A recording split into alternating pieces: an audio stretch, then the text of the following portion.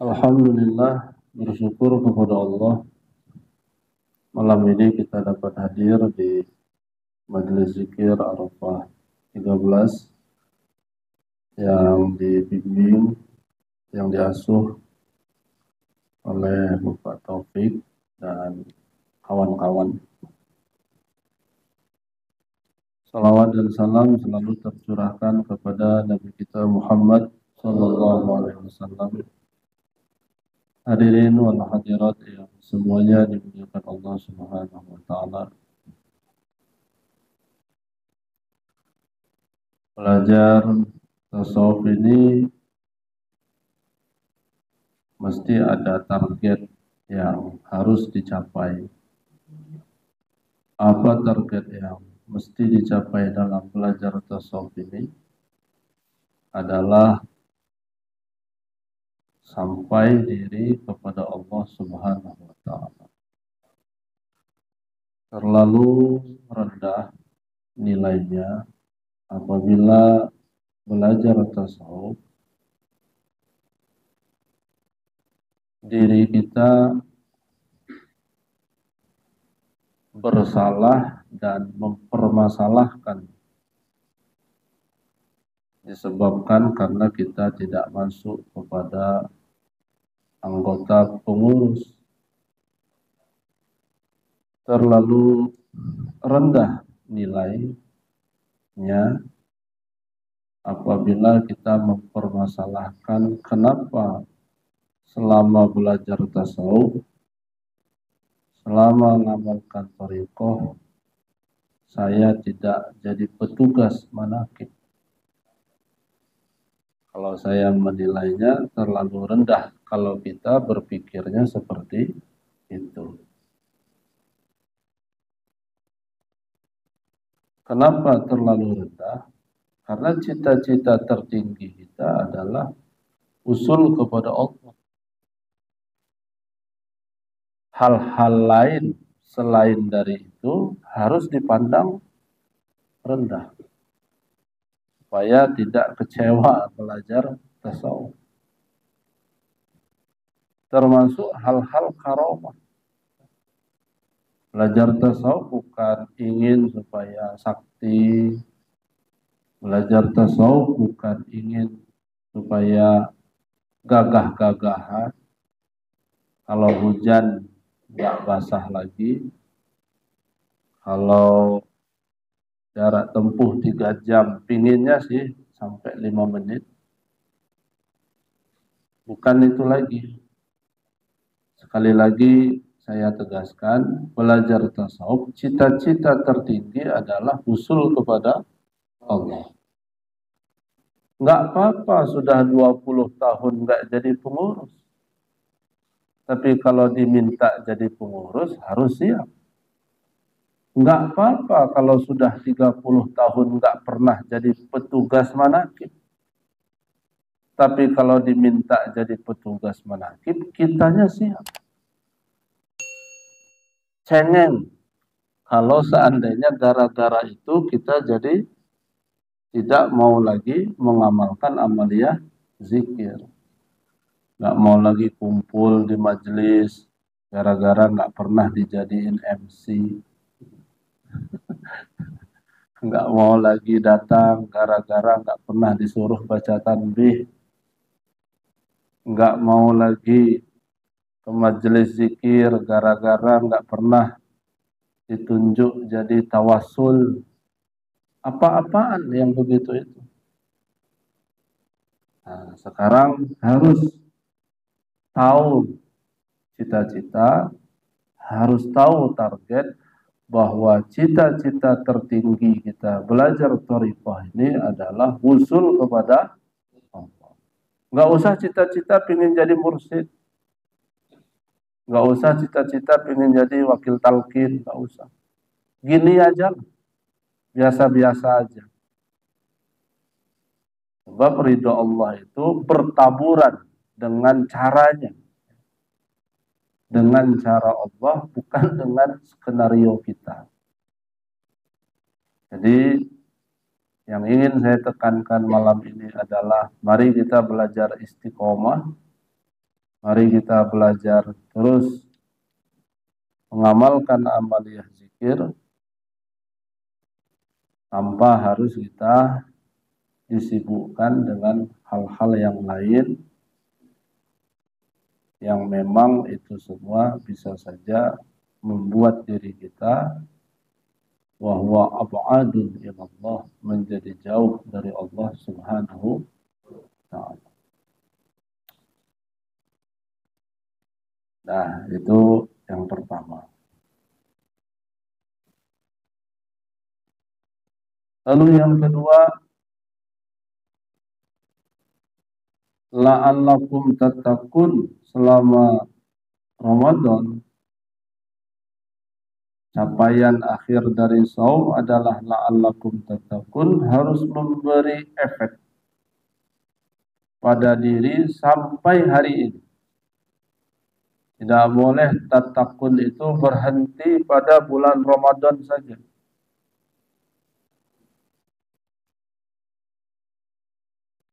Yang disebut dengan takwa itu adalah menurut pengertian ta'rif ulama usul, imtithalu awamirillahi wajtinabu nawahi, menjalankan semua perintah Allah dan menjauhi semua larangan. Kalau selesai manakib ini, Bapak Ibu ditanya sama cucu besok pagi, karena pulangnya sudah kemalaman, kata cucu, "Kek, udah sholat subuh apa belum?" Pasti Bapak akan menjawab, "Sudah." Meren, sudah lah. Karena cucunya ini pintar, terus cucunya balik nanya, bukan balik nambah pertanyaan. Kata cucunya, "Kek, ya kenapa? Kakek udah takwa apa belum?"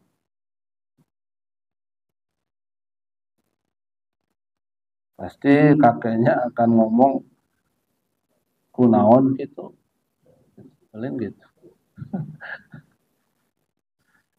Kenapa ketika ditanya sudah sholat subuh atau belum, kita menjawabnya langsung secara spontan, langsung dijawab. Tapi kenapa dengan pertanyaan kedua, sudah takwa apa belum, kitanya membutuhkan sekian detik untuk menjawab, nggak langsung spontan. Maka jawaban sederhananya adalah karena timbangan takwa dalam pengertian selama ini berat. Imtisalu awamirillahi wajtinabu nawahihi, menjalankan semua perintah Allah, menjauhi semua larangannya. Coba muhasabah diri. Kira-kira bisa nggak semua perintah Tuhan itu dikerjakan, semua larangannya ditinggalkan? Coba berpikir, bisa nggak kira-kira? Mulai malam ini saya nggak bakal lagi ngomongin tetangga. Apa bisa? Kira-kira nggak ngomongin tetangga lagi. Khawatirnya stroke lagi nanti. Gara-gara nggak ngomongin tetangga. Mulai malam ini saya nggak akan lagi bohong sama istri. Apa bisa? Jadi hal-hal yang kecil, yang sederhana, rasa-rasanya sepertinya model-model kayak kita ini untuk mengerjakan semua perintah Tuhan dan menjauhi semua larangannya itu abot. Berat, Pak. Ya, berat. Malah kayaknya sih pesimis kayak.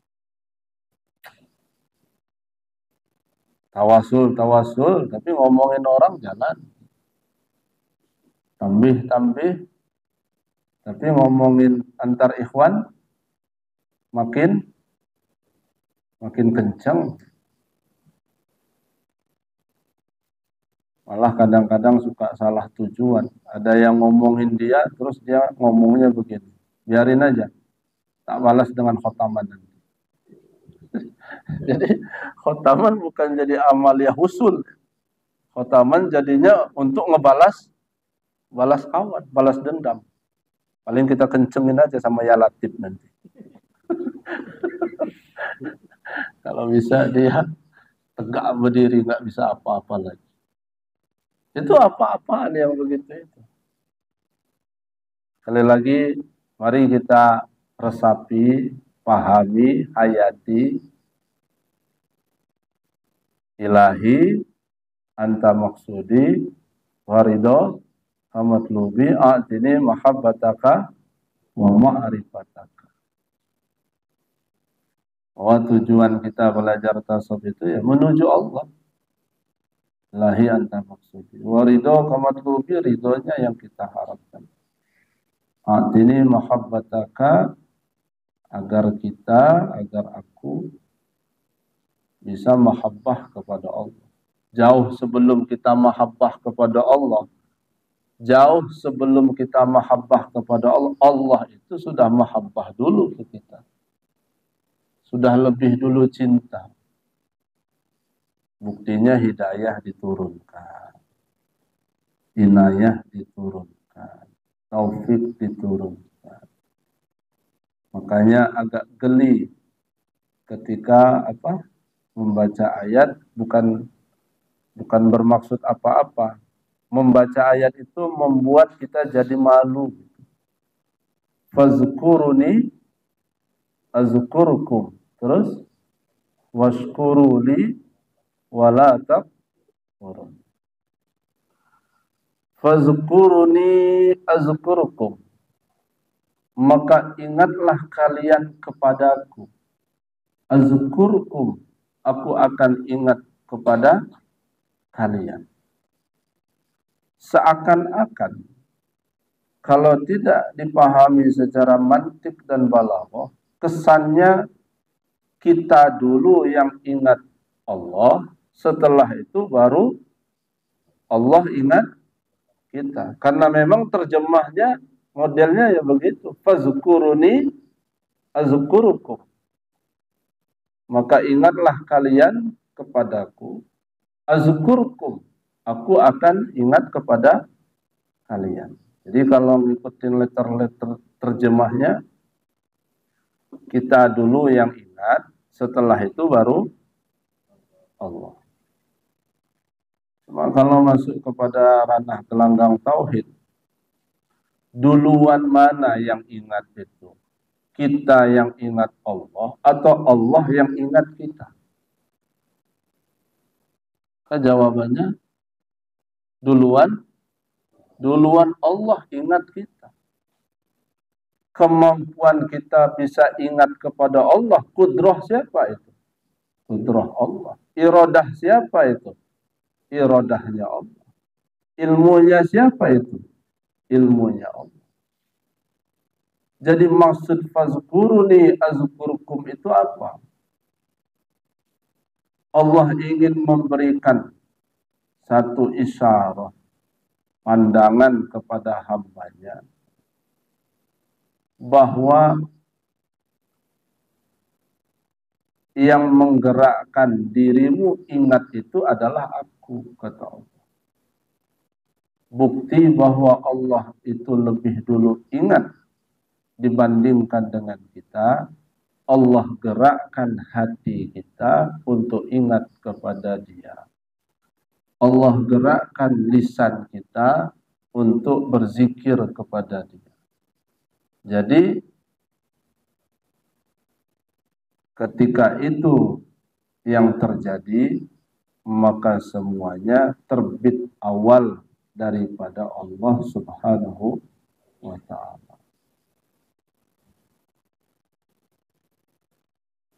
Bagaimana indikator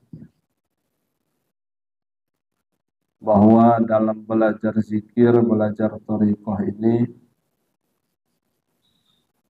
ada hubungan yang baik kepada Allah. Berangkat dari ayat wa'budullaha wa la tusyriku bihi syai'an. Dan sembahlah Allah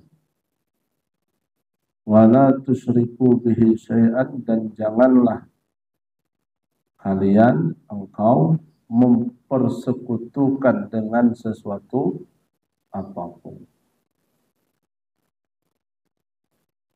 Jadi indikator berhubungan baik kepada Allah itu yang pertama adalah menyembah Allah. Menyembah Allah di sini, ibadah itu jangan hanya berhenti kepada sholat. Segala perbuatan yang tertuju kepada Allah itu disebut dengan ibadah. Lalu wala tusyriku bihi syai'an, akan bernilai ibadah tersebut manakala dalam hatimu, dalam dirimu tidak ada lagi mempersekutukan Allah. Maka dalam sholat itu, Bapak Ibu, ikhwan akhwat yang dimuliakan Allah Subhanahu wa ta'ala, bagaimana menciptakan sholat yang khusyuk. Kalau kita ingat pelajaran yang disampaikan oleh Abuya, tentunya ilmu khusyuk itu tidak ada.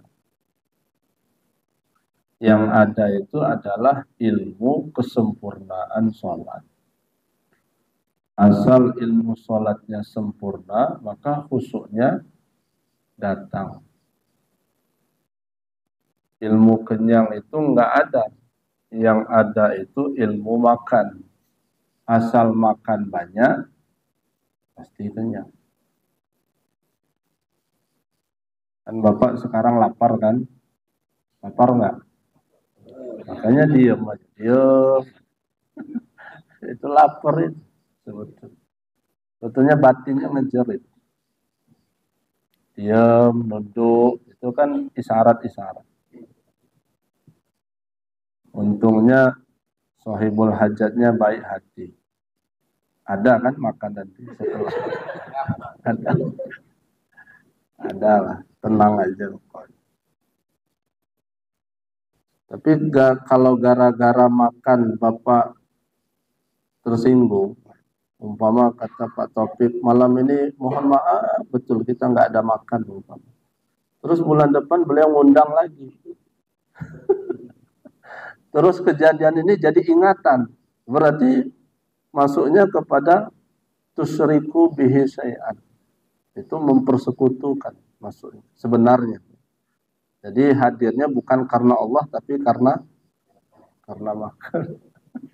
Makanya wala tusyriku bihi syai'an itu berat sebetulnya, ya. Wala tusyriku bihi syai'an itu berat. Ya sudahlah, kita nggak usah ngebahas itu. Banyak sisinya nanti ngebahas itu. Nah, sholat. Bagaimana menghadirkan khusyuk dalam sholat? Pertama, kita pahami ada yang disebut dengan, kalau dalam tauhid itu pembagiannya apa? Zat, sifat, asma, af'al. Itu dalam teori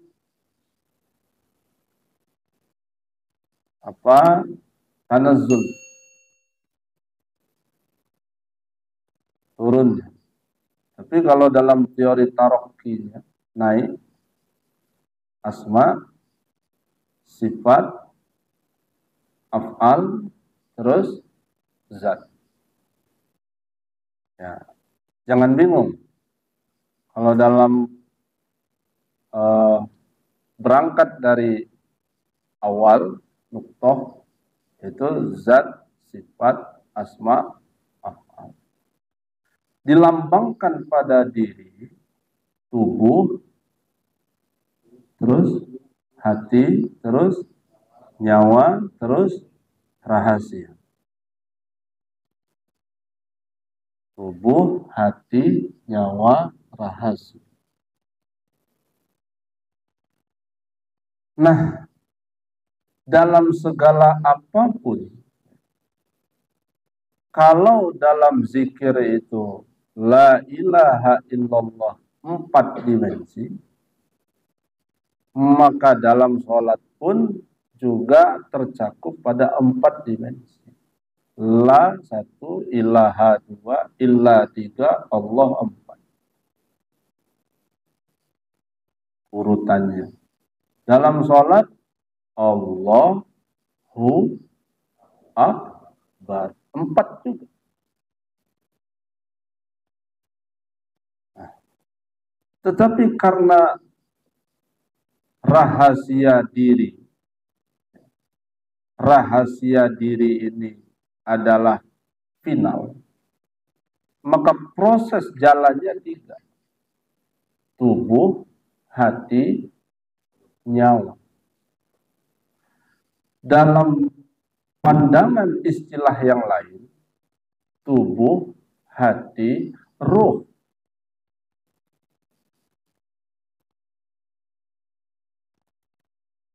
Dalam istilah-istilah tauhid ini banyak alias-aliasnya.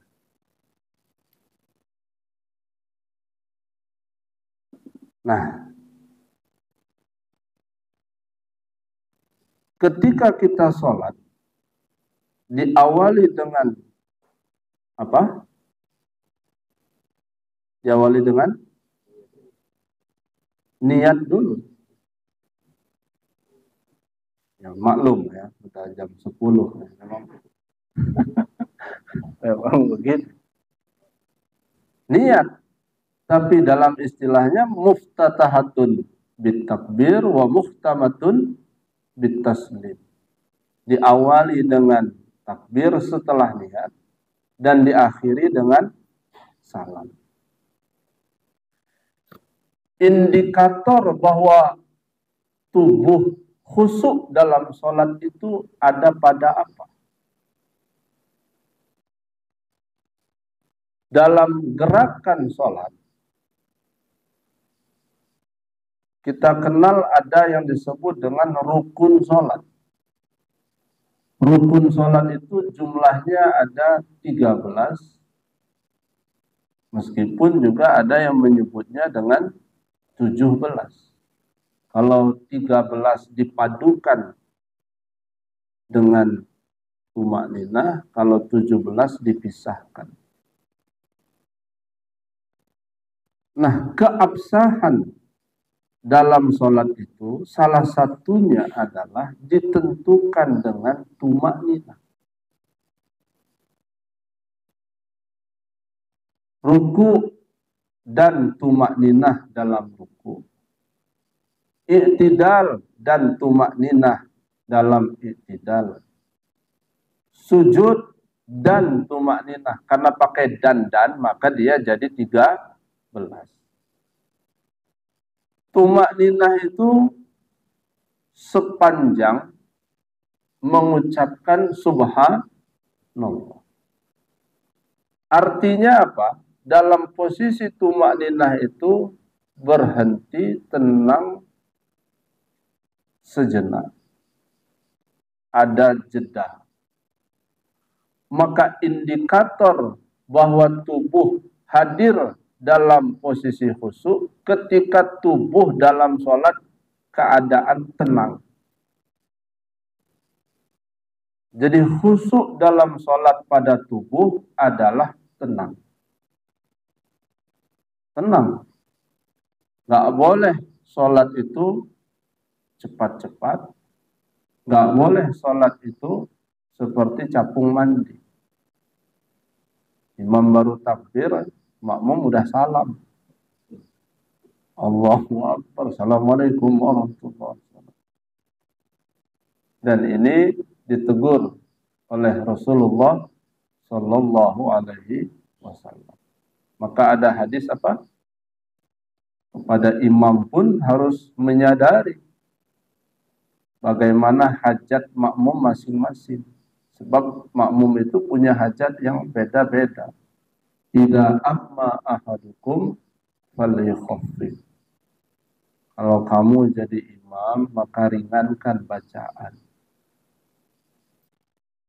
Kenapa perlu diringankan? Karena hajat makmum ini tidak sama. Jadi poin yang pertama, bagaimana menghadirkan khusyuk pada tubuh? Jawaban kuncinya adalah hadirkan tenang pada batang tubuh.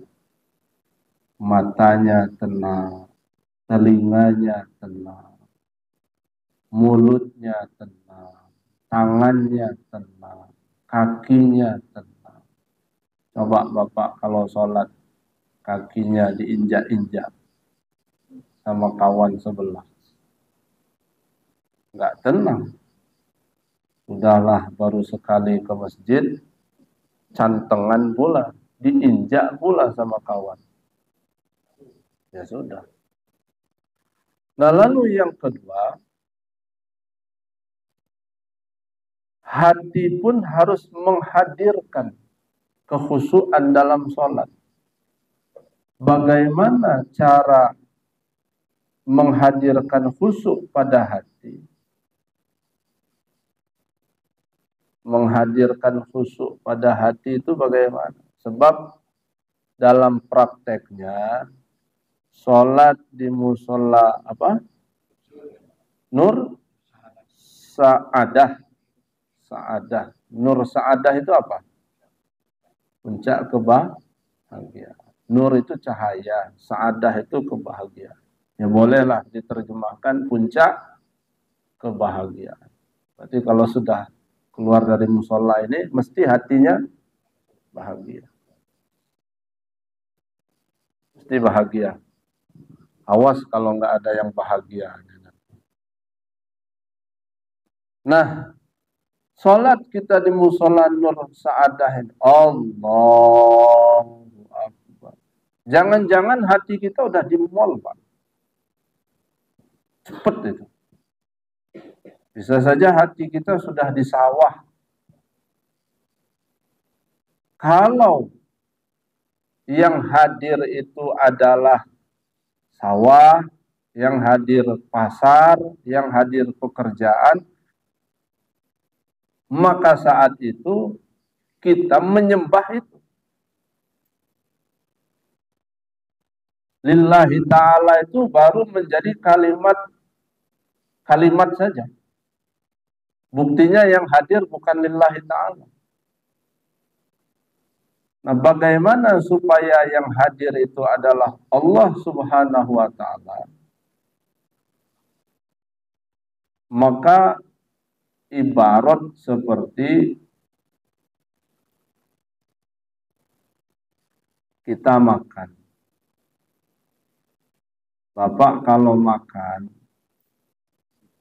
di rumah tapi ya, tentu beda dengan makan di sini. Kalau makan di rumah, bisa saja mulutnya itu bunyi. Apa bahasanya itu? Ngecap. Ceplakan. Bunyi. Pakai celana pendek, kakinya juga gini. Itu kalau makan di rumah. Terus hadir di Nur Sa'adah ini karena diundang Pak Taufik, juga yang datang Buya.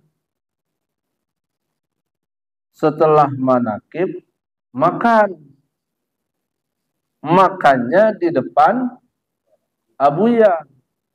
Kira-kira model makannya sama kayak di rumah apa mendadak berubah? Makannya pasti pola makannya mendadak berubah. Yang tadinya aslinya sih nggak gitu sebetulnya. Tapi mendadak berubah aja.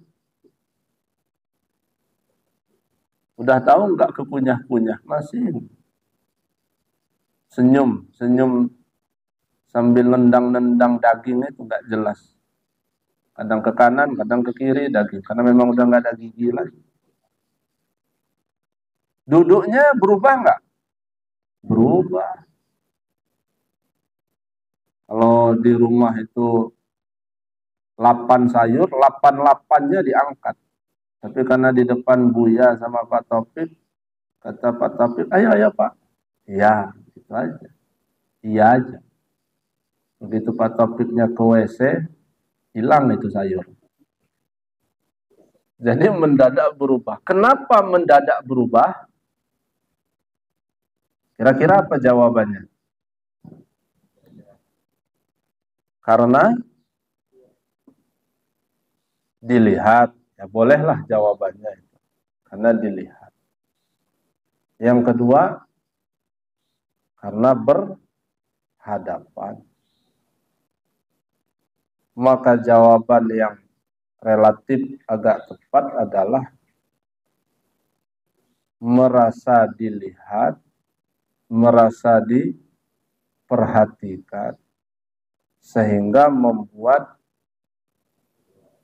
berubah. Salat kepada Allah, ibadah kepada Allah, sudah begitu belum hati? Kalau sudah, langkah awalnya adalah merasakan diperhatikan oleh Allah, merasa dilihat oleh Allah, sehingga membuat diri kita itu sadar. Nah, cuma syaratnya supaya bisa merasa diperhatikan, merasa dilihat, syaratnya adalah muwajahah. Muwajahah itu artinya adalah berhadapan. Berhadapan kepada Allah Subhanahu wa ta'ala. Ini untuk tingkat awal pemula yang disebut dengan berhadapan. Meskipun istilah berhadapan ini juga masih dianggap keliru juga. Sebab kalau dia berhadapan, ada yang menghadap, ada yang dihadapi. Tetapi untuk memudahkan pemahaman, sementara itulah berhadapan. Ya sama saja seperti menyembah.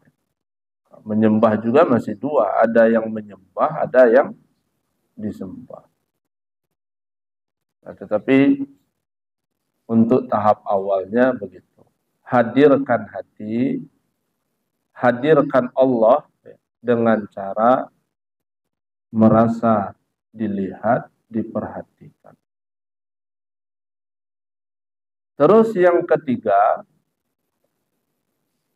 ketiga, tubuh, hati, nyawa, atau yang disebut dengan ruh. Bagaimana agar sholat ini khusyuk pada nyawa atau pada ruh? Begini, ini nanti akan langsung tertuju kepada rahasia, diri rahasia. Saya ambil contoh, umpama sekarang kan kita sedang duduk di musola. Karena panas, lalu dihidupkan apa? Kipas angin. Kipas angin itu ada atau tiada? Ada. Terasa atau tidak? Terasa. Wujud kelihatan atau tidak? Wujud. Bukti kalau kipas angin itu ada, terasa, buktinya apa? Dingin. Buktinya kedinginan. Nah, dinginnya kipas angin karena hembusan angin itu dirasakan oleh diri, dirasakan oleh tubuh. Nah, sekarang nyawa atau ruh, bagaimana cara menghadirkan, mewujudkan bahwa ruhaniyah diri itu ada, maka terletak kepada hayat. Mari sama-sama ikuti hayat. Jadi Bapak Ibu yang dimuliakan Allah Subhanahu wa taala, tubuh ini adalah casingnya saja. Yang sama sekali dia itu bukan yang hidup. Tapi yang hidup itu adalah hayat. Mata ini sejatinya mati. Bisa berfungsi karena hayat. Telinga ini tuli sejatinya. Bisa mendengar karena hayat. Tangan ini tidak bisa bergerak. Kalaupun dia bergerak, kudrohnya itu karena hayat. Nah, hayat di sini, dialah yang membuat mata bisa melihat, dialah yang membuat telinga bisa mendengar, dialah yang membuat tangan bisa bergerak. Jadi bukan mata yang melihat, bukan telinga yang mendengar, bukan tangan yang bergerak, tapi hayat. Ingin tahu adanya Allah, lihatlah pada hayat. Saya ulangi kalimatnya. Ingin tahu adanya Allah, lihatlah pada hayat. Kalau hayatnya sih, Bapak Ibu antara sadar nggak sadar. Ketika nggak sadar mengatakan sayalah yang melihat, saya yang mendengar, itu posisi nggak sadar. Tapi ketika berhadapan dengan muhdas, itu di posisi sadar. Contoh begini, jangan langsung paham, ya. Jangan langsung paham. Kalau ngaji langsung paham kan nggak seru. Emang harus agak apa? Harus agak pening-pening dulu. Ini apa namanya, lantai ini warnanya apa? Putih. Emak bapak yang ngelihat apa bapak yang ngelihat? Warna ini putih. Bapak kan yang melihat, karena emaknya kan nggak hadir di sini. Berarti yang ngelihat bapak. Saya yang ngelihat bahwa ini adalah putih. Ketika berhadapan dengan muhdas, kita dengan kita ngomong saya, nah itu di posisi sadar bagi muhdas. Tapi sejatinya itu ngomong dalam posisi tidak sadar. Kalau mau ngomong dengan sadar, pasti dia nggak akan berkata begitu, bahwa yang melihat itu adalah hayat. Yang mendengar itu karena hayatnya hidup. Nah, hayat itu adalah nama lain daripada diri rahasia. Diri rahasia itu nama lain daripada la ilaha illallah. Nah, itulah paham nggak paham gitu aja pokoknya. Terakhir ini. Benar. Sebetulnya ngasih ini dua kemungkinan, lanjut atau berhenti. Nah, yang terakhir, wabil walidaini ihsanan. Dari ayat ini, lalu ada kalimat wabil walidaini ihsanan. Indikator berhubungan baik kepada Allah, wa'budullaha wa la tusyriku bihi syai'an. Indikator berhubungan baik kepada sesama manusia, hablum minan nas. Apa indikatornya? Bapak Ibu sudah khotaman, oke. Sudah zikir, oke. Sudah apa lagi? Manakib, oke. Dan lain-lain. Kalau itu semua sudah dijalankan, mesti ada efek, mesti ada pengaruh sehingga berbuat baik kepada sesama manusia. Mana indikator-indikator sehingga diri ini sudah berbuat baik kepada sesama manusia? Satu, wabil walidaini ihsana, berbuat baik kepada kedua orang tua. Zikir jalan, khotaman jalan, manakib jalan, tapi nggak berbuat baik sama orang tua, dipertanyakan. Kok bisa katanya ahli zikir tapi sama orang tua ribut? Itu dipertanyakan. Kalau mulainya dari orang tua, nggak apa-apa. Tapi ribut itu kalau mulainya dari kita, maka dipertanyakan amaliyah kita. Yang salah pasti dari kita. Yang kedua, wabizil kurba. Ayo sama-sama ikuti. Berbuat baik sama saudara kandung, sama kerabat terdekat.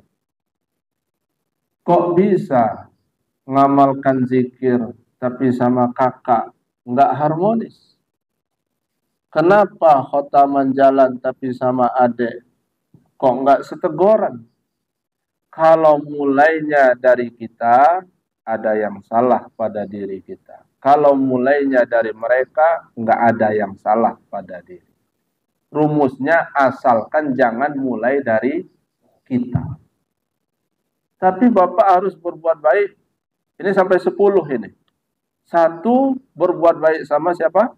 Orang tua. 2, berbuat baik sama kerabat kandung. Wal yatama. 3, efek dari amaliyah zikir manakib khotaman itu berdampak kepada berbuat baik sama anak yatim.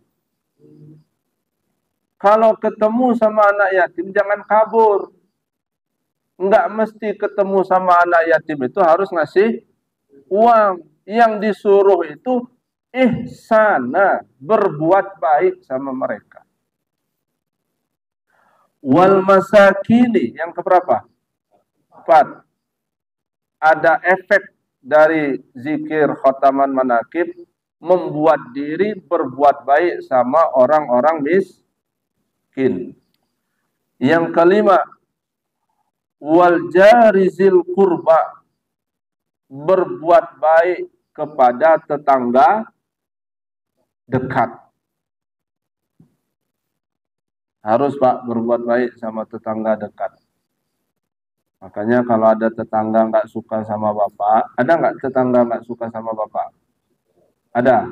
Kalau ada, cara ampuh untuk melawannya, kirim dia sayur lodeh pagi-pagi. Itu cara melawan tetangga yang nggak suka. Kalau masih juga nggak mempan, besoknya kirim kangkung, sayur kangkung. Nggak juga mempan, bubur ayam. Hah?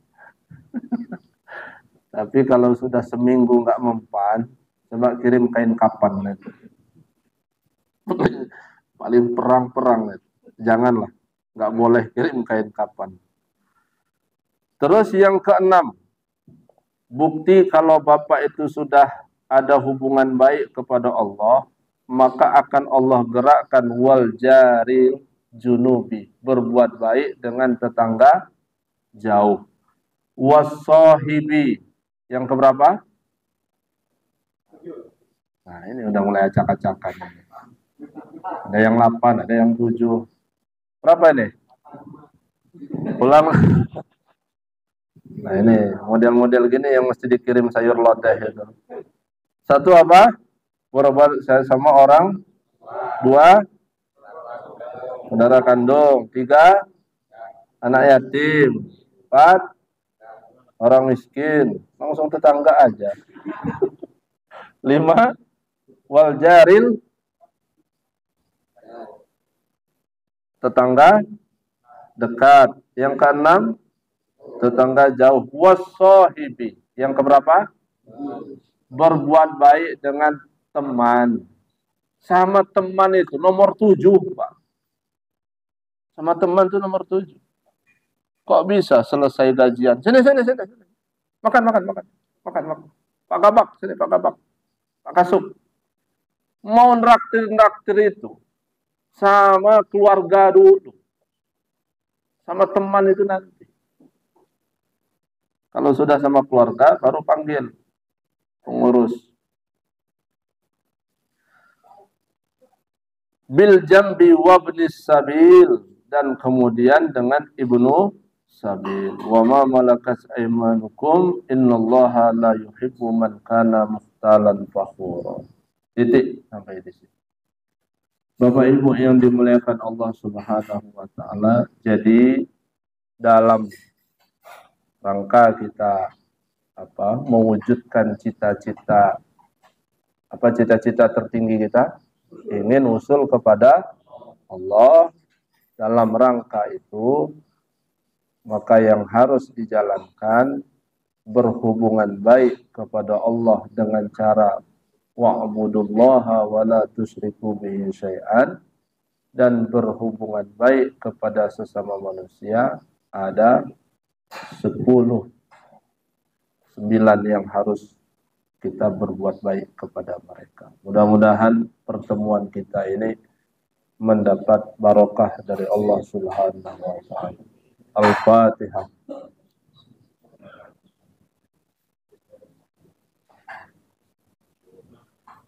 Itu saja yang dapat saya sampaikan. Mohon maaf.